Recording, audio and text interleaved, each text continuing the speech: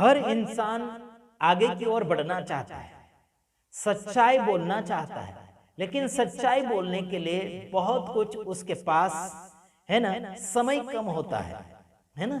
इनके पास झूठ बोलने का समय ज्यादा होता है।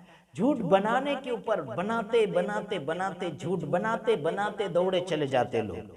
आज मैं आपको बताना चाहता हूं, भजन संहिता उसका 5 अध्याय उसका 6 वचन में लिखा है, तू उनको जो झूठ बोलते हैं नाश करेगा, यहोवा तो हत्यारे और छली मनुष्य से घृणा करता है। Praise the Lord. ध्यान में आता है मेरे तमाम भाइयों बहनों, दाऊद राजा कहता है कि तू तो झूठ बोलने वाले को नाश करेगा। किसको नाश करेगा? झूठ बोलने वाले व्यक्ति को, चाहे वो पुरुष हो चाहे वो महिला हो, अगर वो झूठ बोलता है तो उसे परमेश्वर नाश करेगा। ये दाऊद राजा जान चुका, और आप और मैं भी जानते हैं कि झूठ बोलने वाले को परमेश्वर नाश करेगा, और यहोवा हत्यारे और छली मनुष्य से घृणा करता है, नफरत करता है ना। मर्डर करने वाले व्यक्ति से, और क्या बोलना चाहिए, हत्यारे व्यक्ति से, और परमेश्वर क्या है, छली मनुष्य से वो परमेश्वर नफरत करता है। घृणा का मतलब होता है नफरत। समझ रहे कि नहीं समझ रहे मेरे भाइयों बहनों? अगर परमेश्वर ऐसे मनुष्य से नफरत करता है तो ऐसे मनुष्य को सुधारा कर लेना चाहिए, ताकि परमेश्वर उससे नफरत ना करे बल्कि उससे प्रेम करें। आपके कर्मों के कारण आप परमेश्वर के करीब जाते हैं, आप परमेश्वर से दूर जाते हैं। अगर अच्छे कर्म करोगे तो आपको परमेश्वर पसंद करेगा, और बुरे कर्म करोगे तो परमेश्वर आपसे नफरत करेगा। लेकिन आज लोग बुरे कर्मों से मोहब्बत करते हैं, लेकिन भले कर्मों से नफरत कर रहे हैं। तो उल्टी गिनती इनकी शुरू हो जाएगी, और शुरू हो चुकी है।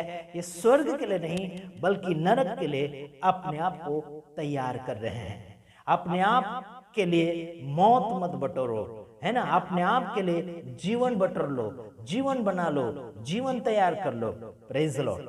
प्रभु आप सबको सलामती दे, यही हम दुआ चाहते हैं। मेरे तमाम भाइयों बहनों, आजकल लोग कैसे हो चुके हैं, गधे और घोड़ों के समान जीवन को बनाते हुए चलते चले जा रहे हैं। लेकिन इनको समझ में तब आएगा जब समझाने वाला आत्मा इनके अंदर प्रवेश करेगा। तो आइए देखते हैं भजन संहिता उसका 32 अध्याय उसका 9 वचन में क्या लिखा गया है। तुम घोड़े और खच्चर के समान न बनो। कहने का मतलब यह है कि घोड़े और खच्चर के समान मत बनो। इनकी आदतें ऐसी होती है, इनको लगाम के बिना, है ना, संभलना नहीं आता है। आगे मैं आपको पढ़कर सुनाना चाहता हूं, तुम घोड़े और खच्चर के समान न बनो, जो समझ नहीं रखते। उनकी उम्मक लगाम और बाग से रोकनी पड़ती है, नहीं तो वे तेरे वश में नहीं आने की। इनको वश में रखने के लिए चाबुक मारना पड़ता है, लगाम लगाना पड़ता है, नहीं तो ये जानवर जो है काबू में नहीं होते हैं। इसीलिए कहता हूं कि मनुष्य जाति को काबू में रखने के लिए परमेश्वर के वचन और परमेश्वर के आज्ञा का पालन करवाना बहुत ही अनिवार्य हो चुका है। हालांकि मैं आपको बताना चाहता हूं, ये काम सिखाना और सीखना मसीह समाज के लोगों का काम है। सिखाने का काम जो वचन बांटता है, प्रचारक हो गया, कोई भी भविष्यवक्ता हो गया, पास्टर हो गया, शिक्षक हो गया, जो भी है प्रेरित है, तो इनका काम है लोगों को सिखाना और शिक्षित करना, और उनको आगे की ओर, सफलता की ओर ले जाने की कोशिश करना है।